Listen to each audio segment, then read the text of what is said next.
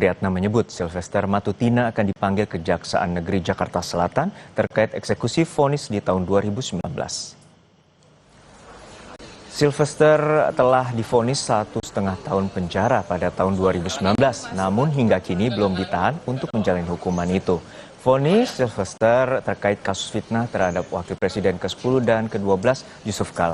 Sebelumnya, Kapus Penkum Kejaksaan Agung Anang Supriyatna menyebut kasus itu sudah ingkrah dan dapat segera ditahan. Namun kini Anang menyerahkan sepenuhnya kepada Kejaksaan Negeri Jakarta Selatan untuk pemanggilan Sylvester. Tim Kejari Jakarta Selatan sudah akan memanggil. Ya, mekanisme nanti dikonfirmasi ke Kejari Jakarta Selatan aja, karena tim eksekutornya sana. Sementara itu, Ketua Komisi Kejaksaan Republik Indonesia Pujiyono Nuwadi meminta eksekusi terhadap terpidana Sylvester Matutina yang telah diputus bersalah dalam kasus fitnah terhadap Wapres ke-10 dan ke-12 Yusuf Kala segera dilakukan Kejaksaan Agung. Kasus Pak Sylvester ya, itu sudah inkrah, sudah berkekuatan hukum tetap. Komisi Kejaksaan meminta kepada Kejari Jakarta Selatan untuk segera melakukan eksekusi. Sementara itu, Menteri BUMN Erick Thohir yang ditemui di Istana Negara Jakarta Rabu siang sebelum rapat kabinet enggan menjawab soal pengangkatan Sylvester yang berstatus terpidana sebagai komisaris independen di ID Food dan PT Raja Wali Nusantara Indonesia atau PT RNI. Pak Sylvester ini kan dari komisaris ID Food, cuman statusnya terpidana, apakah akan dipertimbangkan untuk status komisaris independen ya Pak? Pak Erick? Di laman resmi ID Food, Sylvester tercatat sebagai salah satu komisaris independen. Sylvester ditetapkan sebagai komisaris independen PT RNI Persero berdasarkan surat keputusan Menteri Badan Usaha Milik Negara nomor SK 58 MBU pada tanggal 18 Maret 2025. Mengenai urusan hukum saya dengan Pak Yusuf Kala, itu sudah selesai dengan ada perdamaian. Kasus yang menjerat Ketua Umum Solidaritas Merah Putih, Sylvester Matutina dalam perkara fitnah terhadap Wakil Presiden ke-10 dan 12 RI, Yusuf Kala kembali mencuat. Sejak dijatuhi vonis hukuman penjara hingga kini Sylvester belum ditahan untuk menjalani hukuman. Lamanya proses eksekusi yang tak kunjung dilakukan kejaksaan memunculkan sejumlah spekulasi di kasus ini. Sebelumnya Sylvester mengaku sudah berdamai dengan JK, meskipun hal itu tak menghapus vonis yang telah menjeratnya. Soal lama proses eksekusi, Kapus Penkum Kejaksaan Agung Anang Supriyatna memastikan proses hukum tetap berjalan dan eksekusi dilakukan sesuai putusan pengadilan. Di Kejaksaan tetap melaksanakan sesuai dengan aturannya. Kita kan sudah inkrah, artinya terlepas dari ada perdamaian. Kalau perdamaiannya sebelum penuntutan biasanya dipertimbangkan. Tapi ini kan sudah selesai. Artinya ya silakan aja nanti punya cara-cara lain, yang jelas Kejaksaan akan melaksanakan nantinya mengeksekusi terhadap putusan pengadilan tersebut. Berarti hukum kita tetap berjalan. Hukum kita tetap berjalan secara. Sementara itu, dosen Fakultas Hukum Universitas Hasanuddin Makassar yang juga rekan Yusuf Kala, Hamid Awaludin mengaku heran mengapa Sylvester tak jua dieksekusi meski telah diputuskan bersalah oleh Mahkamah Agung. Hamid tak mau melempar dugaan lebih jauh soal lamanya eksekusi vonis terhadap Sylvester Matutina. Dia menghendaki bahwa putusan Mahkamah Agung itu harus dijalankan. Oke. Kan putusan hukum tertinggi dari lembaga hukum tertinggi. Saya sudah lupain kasus. Ini kan 6 tahun yang lalu ini kasus. Sejak diputuskan Pak ya. Menggelindingnya ini kasus kan 2017, 8 tahun yang lalu. Di proses pengadilan 2018. Dulu saya ada dugaan itu kenapa tidak dieksekusi waktu Pak Jokowi. Saya ada dugaan-dugaan. Kenapa tuh Pak? Tapi dugaan-dugaan ini kan tidak bisa saya buktikan kan secara konkret. Dalam putusan MA nomor 287K PID 2019, Sylvester Matutina dinyatakan bersalah melakukan tindak pidana memfitnah sebagaimana diatur dan diancam dalam pasal 311 ayat 1 KUHP dan menjatuhkan pidana penjara selama 1 tahun 6 bulan. Putusan Mahkamah Agung dalam kasus penghinaan Wapres ke-10 dan 12 Yusuf Kala oleh relawan Jokowi Sylvester Matutina 6 tahun lalu yang belum juga dilaksanakan memunculkan spekulasi adanya intervensi politik. Komisi Kejaksaan dalam pernyataan terakhirnya meminta jaksa segera mengeksekusi putusan untuk Sylvester. Tim Liputan, Kompas TV.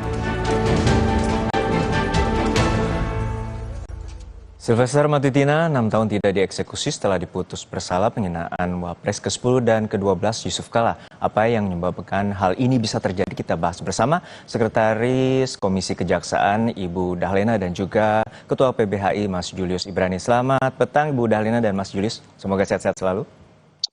Ya, selamat petang. Selamat petang. Saya ke Bu Dahlena terlebih dahulu. Bu Dahlena, ini salinan putusan MA sudah diputus sejak dari tahun 2019 lalu, 6 tahun tidak atau belum dieksekusi. Lalu apakah dari temuan Komjak ini ada persoalan yuridis atau apa yang terjadi? Ya, terima kasih Mas Juno. Pertama memang kalau dalam konteks ini basis kami bisa dua ya. Pertama, kami cek di data kami memang tidak ada laporan pengaduan soal ini. Gitu. Sehingga kami bisa saja kami tidak tahu soal ini apakah memang ada kendala-kendala yang kaitannya dengan persoalan ini. Kedua, ketika ini muncul di publik, ini menjadi input bagi kami untuk memastikan apa sebetulnya yang menjadi hambatan sehingga tidak dilaksanakan eksekusi. Dan posisi kami tentu kami mendorong ini agar dilaksanakan. Seperti itu, Mas. Tapi detailnya apa menjadi hambatan dan seterusnya, termasuk juga kenapa persoalan ini sekian lama dianggapnya tadi itu ya, bisa mungkin langsung ke Kejaksaan Agung ataupun Kejaksaan Negeri Jakarta Selatan. Tentu konkretnya seperti apa pengawasan yang akan dilakukan karena ini spekulasinya meluas terkait ada dugaan intervensi politis. Ya, bagi kami tentu kami saat ini kami sedang tetap memonitor dan mendorong agar ini segera dilaksanakan begitu. Dan hasilnya tentu kami belum bisa menyampaikan karena masih dalam proses. Kita tetap berkoordinasi untuk memastikan ini terlaksana dengan baik. Oke, tidak ada persoalan yuridis, Mas Julius. Artinya ini ada tudingan atau dugaan unsur politis di sana. Seperti apa pandangan Anda terkait hal ini dan apa implikasinya? Ya, ini memang tidak bisa dipungkiri, Juno ya. Sepanjang kepemimpinan Presiden Joko Widodo dari mulai 2014 kemarin, memang politisasi hukum ini banyak sekali terjadi. Lawan-lawan politik dikriminalisasi gitu ya, dan juga proses-proses hukum yang begitu cepat terhadap lawan-lawan politik gitu. Nah, ini tidak bisa dipungkiri. Bahkan ketika sudah berganti presiden menjadi Pak Prabowo pun penanganan kasus Tom Lembong dan segala macam. Jadi suasana ketegangan opini dengan publik bahwa hukum ini dipolitisasi itu tidak bisa dihindari. Itu yang pertama. Nah, yang kedua adalah mengenai prioritisasi penanganan perkara termasuk eksekusi Sylvester. Mau tidak mau konsekuensi logisnya adalah menempel stigma politisasi terhadap proses hukum yang tadi kita diskusikan. Karena ada berbagai macam indikator. Satu, publik sudah mengetahui bahwa perkara ini sudah inkrah, tapi tidak ada tindakan dari jaksa eksekusi. Nah, ini tentu jadi pertanyaan. Padahal belum tentu misalnya jumlah kasus yang begitu banyak, tetapi misalnya tim kejaksaan yang begitu sedikit, ya ini tentu mempengaruhi bobot kinerja, kan gitu ya. Tapi yang kedua adalah tadi saya mau mengutip pernyataan tegas dari Kapus Penkum kita yang baru, Pak Anang menegaskan bahwa tidak ada hambatan agar segera dipanggil, agar segera dieksekusi. Itu harus dimaknai sebagai komando dari kantor pusat, yaitu Kejaksaan Agung Republik Indonesia. Dan tidak mungkin ketika Kapus Penkum bicara itu tidak terkoordinasi langsung dengan Pak Jaksa Agung. Artinya politik hukum terhadap eksekusi Sylvester ini di bawah komando Pak Jaksa Agung tegas, yaitu segera eksekusi karena tidak ditemui hambatan apapun. Nah, ini yang harus kita pastikan agar kalau ini tidak dilaksanakan, baru kita bisa katakan ada faktor lain yang mungkin faktor lainnya itu adalah dugaan politisasi. Kan situasi sekarang seperti itu, Juno. Mas Julius, untuk saat ini berarti apa? Misalnya kalau tadi spekulasinya terjadi, dugaan politis itu ada, pembuktian konkretnya tentu agak sulit untuk dilakukan. Nah, kalau pembuktian konkret memang tentu sulit dilakukan. Tetapi yang namanya aparat penegak hukum, baik kepolisian, kejaksaan, maupun hakim, dia memiliki satu kewenangan yang namanya diskresi. diskresi inilah yang menentukan apakah tindakan yang diprioritisasikan, yang kemudian ditunda itu dapat dipertanggungjawabkan kepada publik, situasi urgensi, keterdesakan, dan yang lain. Nah, ini yang hilang dan atau mungkin belum dijelaskan oleh Kejaksaan Negeri Jakarta Selatan. Nah, ini juga yang harus dibantu oleh Komisi Kejaksaan secara inisiatif untuk memberikan kejelasan kepada publik sebelum opini publik yang viral mendahului pernyataan resmi dari instansi kejaksaan. Dan di situ pula nanti akan menjadi satu kekisruhan di mata publik. Begitu, Juno. Ya, baik. Bu Dahlina, untuk saat ini seperti apa sebenarnya 6 tahun terakhir pengawasan dan juga terkait dengan prosedur eksekusi terkait dengan vonis terhadap Sylvester Matutina? Ya, seperti tadi kami sampaikan secara spesifik mengenai kasus ini, memang kita monitor itu ketika muncul di publik. Dan ini menjadi input bagi kami untuk tentu, karena memang fungsi kami adalah mengawasi gitu ya, mendorong agar kinerja kejaksaan meningkat. Nah, dalam konteks ini tentu ketika ada masukan termasuk tadi Mas Ibrani sampaikan, ini perlu ada masukan atau ada dorongan agar kemudian ada kejelasan bagi publik begitu ya. Ya, ini adalah bagian dari kami, bagian tentu ini masukan sangat penting bagi kami karena kami memberi atensi soal ini. Kami memberi atensi soal ini dan tentu itu menjadi bahan bagi kita semua karena memang yang berwenang adalah APH gitu ya. Betul. Kita harus percayakan kepada mereka, kita harus dukung mereka untuk bekerja sesuai dengan realnya begitu. Oleh karena itu informasi-informasi apapun yang bisa saja di luar kami, di luar jangkauan kami gitu ya. Karena tentu kami dengan segala keterbatasan, kami sangat berharap publik memberi informasi kepada kami yang kemudian kami bisa memaksimalkan peran itu. Gitu. Oke, konkretnya seperti apa Bu untuk ke Kejaksaan Negeri Jakarta Selatan untuk saat ini? Ya, kami dalam proses koordinasi, proses penelusuran informasi termasuk juga tadi konteksnya kami akan tetap mendorong proses ini seperti yang Pak Kapus Penkum sampaikan, mestinya tentu ini sudah bisa dilaksanakan gitu ya. Nah, seperti itu. Tapi kesimpulan tentu kami belum sampai ke kesimpulan akhir seperti apa karena tentu ada proses di internal kami. Oke, Mas Julius untuk saat ini seperti apa sebenarnya aturannya dan apakah kalau dengan dugaan pelanggaran dan juga misalnya tidak eksekusi karena salinan putusan itu kan secara undang-undang Mahkamah Agung 7 hari atau 14 hari setelah putusan salinan diberikan ke pihak kejaksaan.